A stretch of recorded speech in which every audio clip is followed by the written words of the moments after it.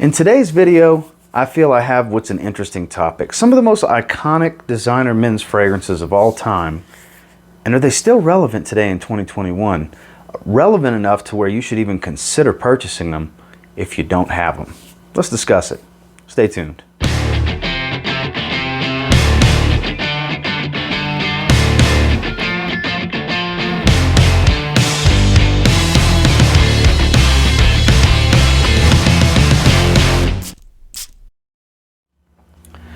Starting off with one of the more popular fragrances in the 2010s range.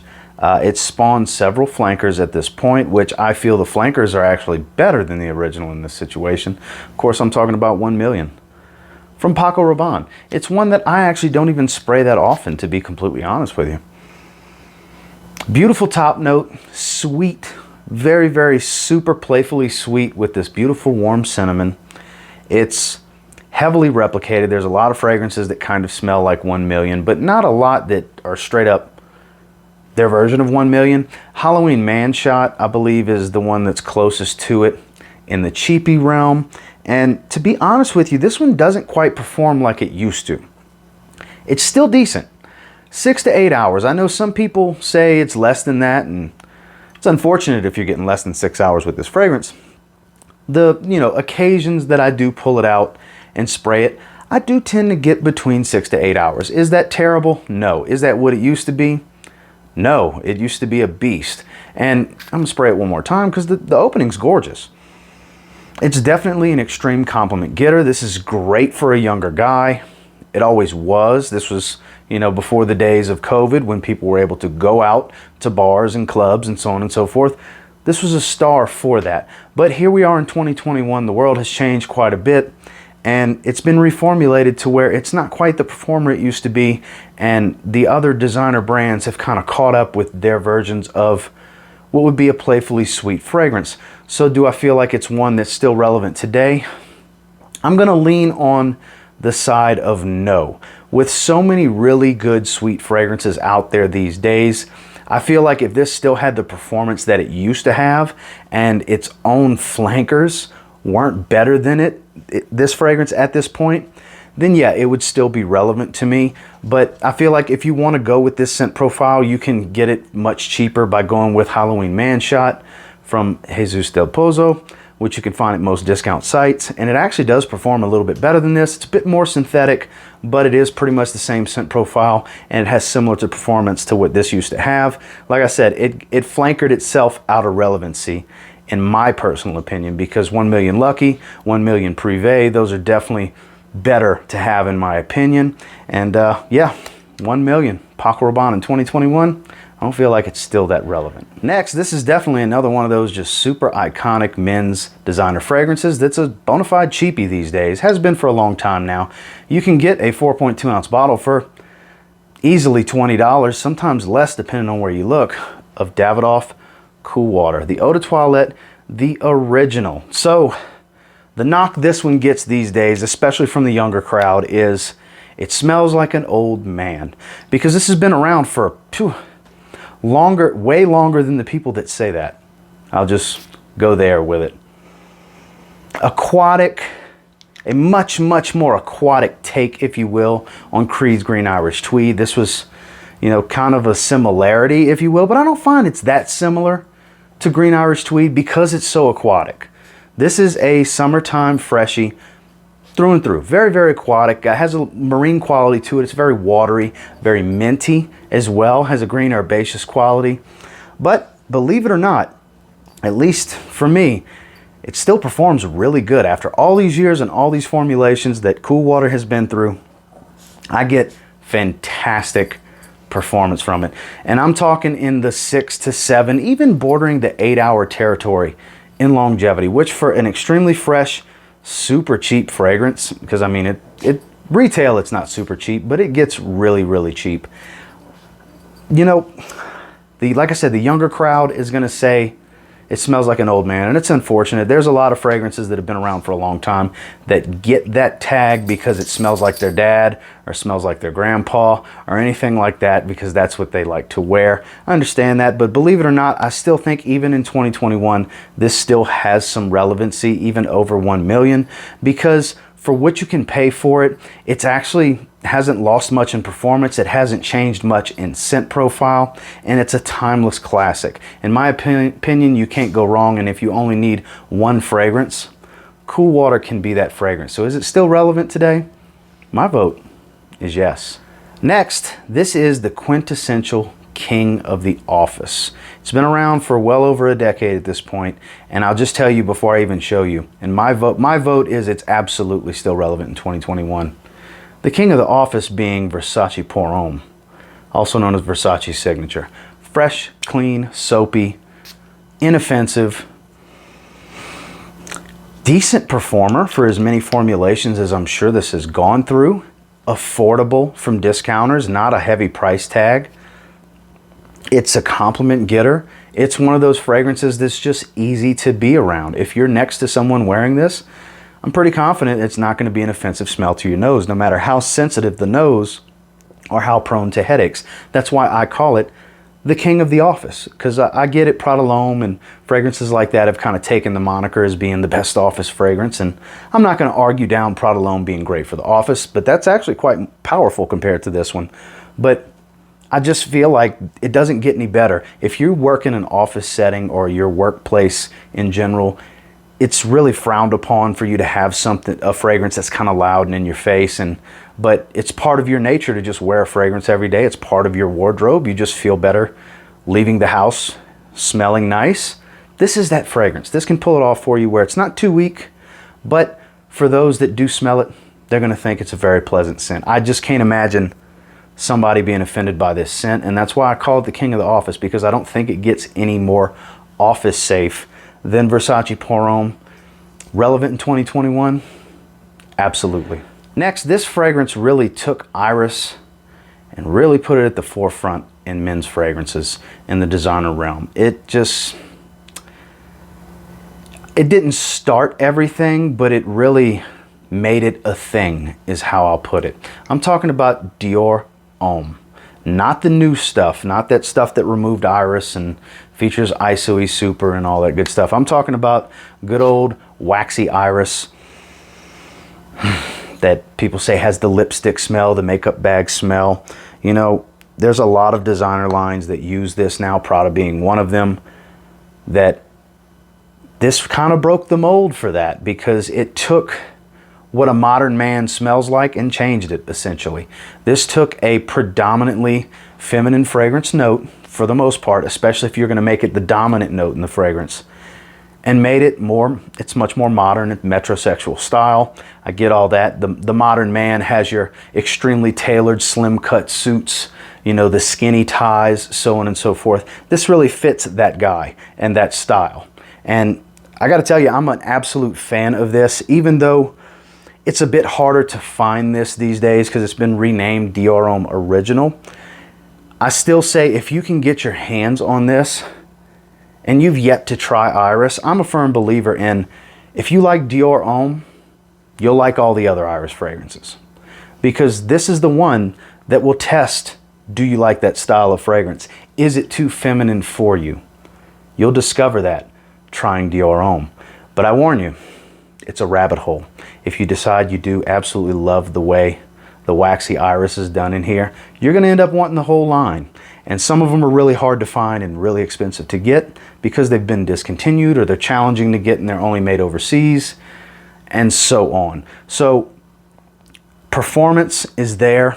Great work fragrance, great for a formal occasion. This is also the most well-balanced of the designer realm Iris fragrances, in my opinion, because it's got just a little bit of sweetness, it's got just a little bit of leather, it's got a little bit of citrus freshness up top, but predominantly that beautiful waxy Iris. You're gonna smell unique.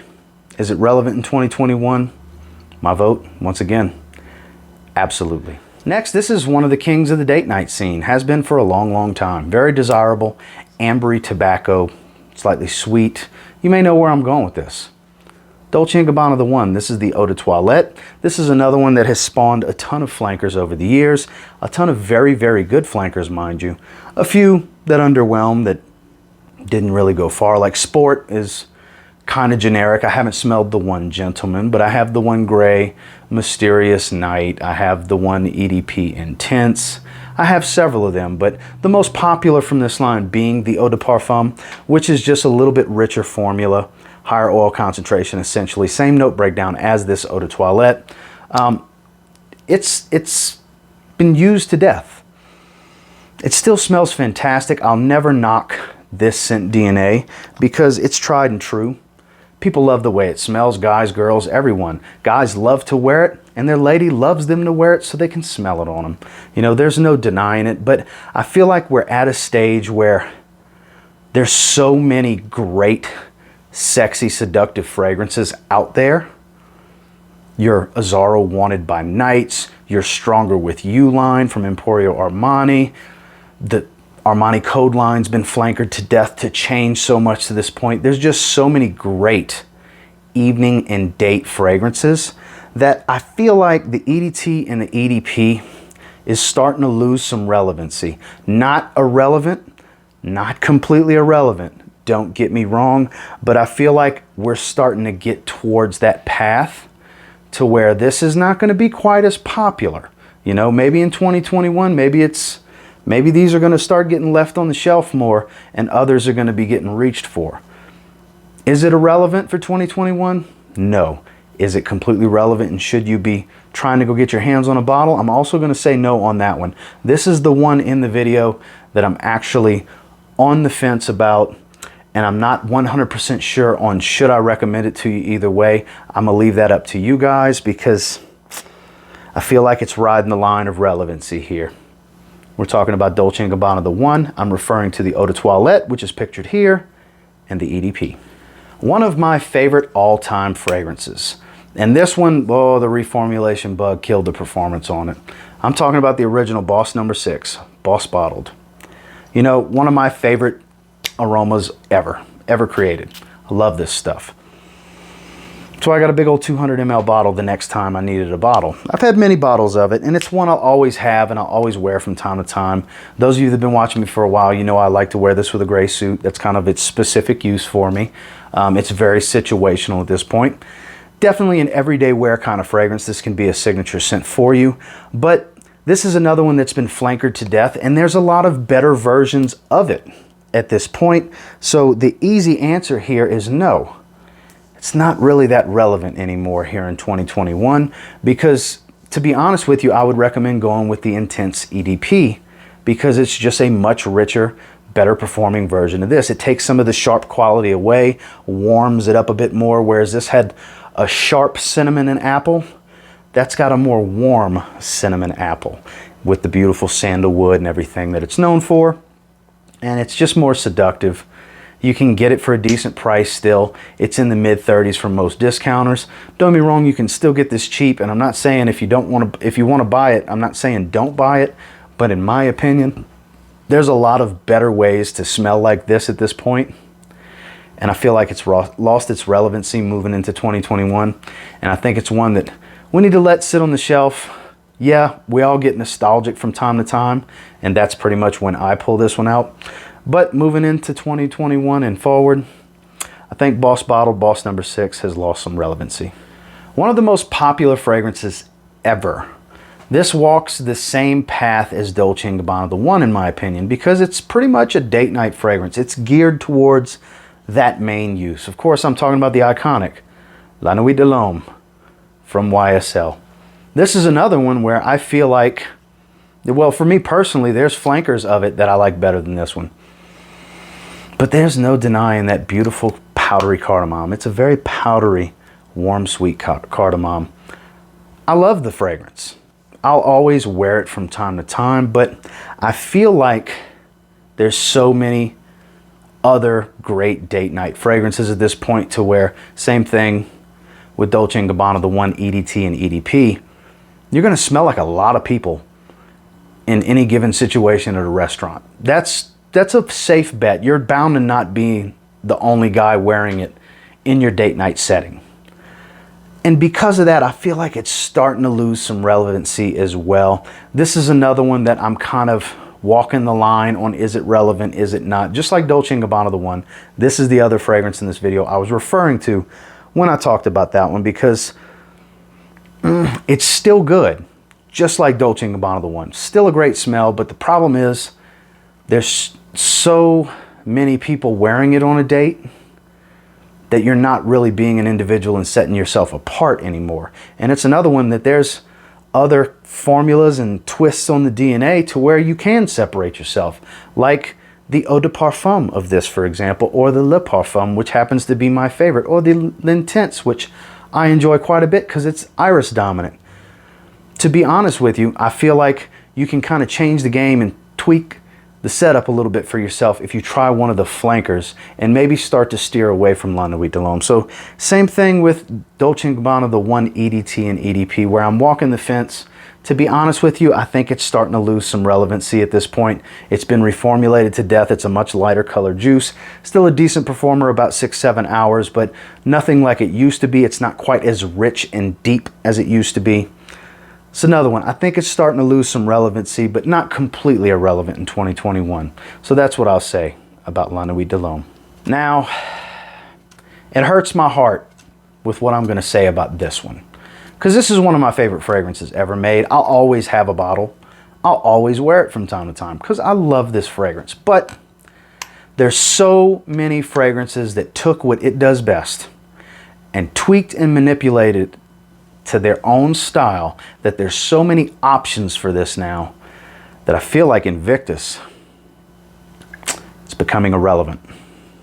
I hate to say it. I love this fragrance. This is one of my favorite all-time fragrances. It narrowly loses out being my favorite fragrance by one of its flankers, Invictus Aqua. That's my favorite fragrance. This being number 2, essentially. My second favorite fragrance in my collection. I love this stuff. It's really, really good. That's why I have to be very objective here and give my honest thoughts, because we're talking recommendations here. And even though this fragrance has my heart, yeah, it's pretty much become irrelevant at this point because it's still good, but there's so many other fragrances that smell like this. There's a spicy way to smell like Invictus. There's an even fresher way to smell like Invictus. There's a slightly more aquatic way to smell like Invictus that has less sweetness, and so on and so forth. Beautiful fragrance, but here in 2021, I feel like it's lost its relevancy. Talking about PACO Rabanne, Invictus. So next, I'm actually going to be talking about 2 fragrances specifically because they're pitted against each other so much. Of course, I'm talking about the Bleu de Chanel line and the DIOR Sauvage line. Here I have the Eau de Toilette and Bleu de Chanel Parfum, because this is the only Bleu de Chanel I have because it's my favorite. I'm not the biggest fan of the EDP, and I don't really like the EDT, to be honest with you. I have all of all 3 of the main DIOR Sauvages, Eau de Toilette, Eau de Parfum, and Parfum. Don't have the cool spray. But for years now, these have been getting pitted against one another, Bleu de Chanel versus DIOR Sauvage. And they're so widely popular. So many people have some concentration or one bottle of the other, or both, or in my case, multiples of each. Well, not of this one, but a bunch of this. For as much as I love these, I really got to say, I don't think they're losing relevancy. I think, if anything, DIOR Sauvage would start to lose more relevancy than Bleu de Chanel at this point, because I really feel like Bleu de Chanel is more professional men wear Bleu de Chanel, whereas more younger men tend to wear DIOR Sauvage. That's not the case through and through. There's a lot of young guys that wear Bleu de Chanel, and there's a lot of professional men that wear DIOR Sauvage. When I was working for Toyota, they had a bunch of guys, managers and everything, that were spraying themselves crazy with DIOR Sauvage. That's why I couldn't wear it then, because I'd have just smelled like 10 other people at work. But I digress from my point. I think if I had to pick one that's starting to lose some relevancy, it's because it's getting played out at this point, is DIOR Sauvage, even though I do love the line. I mean, I'm guilty of wearing it pretty regularly. I grab one of them. You see them in my weekly rotations. They pop up pretty regularly because I really do like this DIOR Sauvage line. And same thing, I tend to wear this more in a dressier occasion because Bleu de Chanel's DNA kind of takes me to a more polished mindset. It's a polished fragrance. It's smoother. It's more professional, especially the Parfum. It's very warm, zesty at the same time. Beautiful, beautiful fragrance, not obnoxious and loud, which this one can be obnoxious and loud for some people. You can bother some people when you walk by with this one because this is potent stuff. So I don't feel like Bleu de Chanel's line is losing much relevancy here in 2021. I still say very, very relevant at this point, but I do feel like the Sauvage line starting to slowly lose some relevancy. Not completely irrelevant in 2021, but I feel like it's going to start losing a bit more popularity because a lot of people are wanting to move on from just Ambroxan heavy fragrances. Ambroxan, I guess, is kind of getting played out among the enthusiasts. The masses, not so much, I'm sure, but the enthusiasts, Sauvage is starting to get a little irrelevant. Last but not least, this was the king. Based on sales numbers, still is. But Acqua di Gio from Giorgio Armani. Sadly, this gets the same tag as Cool Water. Smells like an old man. Because it's been around for, we're getting close to 30 years. I think 94, 95 this came out. So we're getting closer and closer to the 30-year anniversary of this fragrance. And the reason this one gets the old man tag is because so many guys wore it for so long that now their dads and grandpas and uncles, so their next generation, they think of dad and grandpa and all that when they smell this fragrance. So it's lost its relevancy at this point. And one of the biggest takeaways for why it's so irrelevant in 2021 to me is because I believe every single flanker in the line is better. And don't get me wrong, love this one. I wore it not that long ago. Still smells great. My mom came visit a while back, was the last time I wore it. Her and my wife still love the way it smells. It's still a compliment machine. It's not a bad fragrance. It's just lost relevancy. And the reason I say that is because I feel like Profumo's better, Profondo's better, Absolu's better, Absolute Instinct is better. They all have a twist on the DNA. They all do something very well. And in my opinion, they're all better than the original, you know, which says a lot for the original. It sold a ton of bottles. It's probably the most popular men's fragrance of all time. And it's been flankered correctly.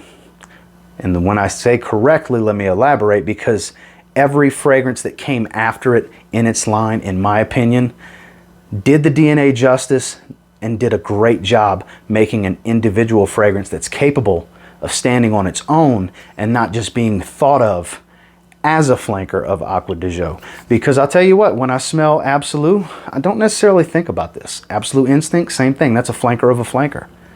I just feel like they've done very, very well with this line, and I hope future flankers or changes in the DNA, they continue down the path that they are, because in my opinion, it's one of the best designer lines in men's fragrances. And 2021, sorry, no relevancy left for Acqua di Gio.